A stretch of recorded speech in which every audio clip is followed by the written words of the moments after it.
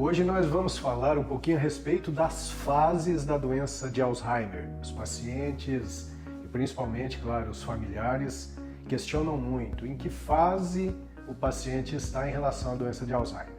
Então, existem 4 fases. Existe a fase leve, que é o estágio inicial. Nesse estágio, a pessoa tem distúrbio de memória, algumas alterações de outras funções cognitivas, como concentração, como capacidade de planejamento, mas a pessoa consegue ter uma autonomia no dia a dia, ela consegue fazer muitas coisas e vai seguindo ainda participando das atividades da vida diária. Depois de um tempo, vem a fase chamada de moderada. Essa fase ela já é mais complicada, porque a pessoa já tem uma piora significativa dessas funções cognitivas e já começa a precisar de alguma ajuda para participar das atividades diárias. A fase moderada, ela geralmente é a mais longa de todas. Ela é a mais longa e nessa fase a gente vai vendo uma piora progressiva da parte cognitiva, dos vários domínios cognitivos.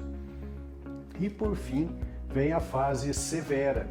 Esse estágio severo, ele é caracterizado pelo fato do paciente não conseguir se conectar mais com o meio onde ele está. Então ele passa a ser dependente de todas as formas para as atividades mais básicas da vida diária. Então ele precisa de auxílio para se alimentar, para se vestir, para a higiene pessoal, para se locomover. É uma fase muito ruim, é uma fase em que cuidadores e familiares veem ali uma piora intensa e com um sofrimento muito grande. Mas existe uma quarta fase que precede tudo isso. Então as evidências científicas mostram pra gente que existe a chamada fase pré-clínica. Essa fase pré-clínica, ela acontece 2 até 3 décadas antes do início da doença propriamente dita. Ou seja, 20 a 30 anos do início da doença de Alzheimer, já começam a ter as alterações estruturais no cérebro, com o acúmulo da proteína beta-amiloide, com a formação dos emaranhados neurofibrilares. E qual a importância de sabermos disso? É justamente nessa fase pré-clínica que a gente precisa atuar de forma muito correta no estilo de vida para diminuir de forma significativa o risco de começar a doença.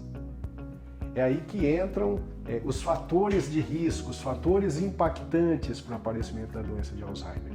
Os fatores discutidos pela The Lancet Commission são 14 fatores de risco importantes. Então nós devemos conhecer esses fatores de risco e atuar contra eles. Muito em breve nós teremos o guia essencial para a prevenção do Alzheimer. Nesse guia vocês vão aprender quais são os fatores de risco e como combatê-los, diminuindo de forma significativa o risco de desenvolver a doença de Alzheimer. Muito obrigado.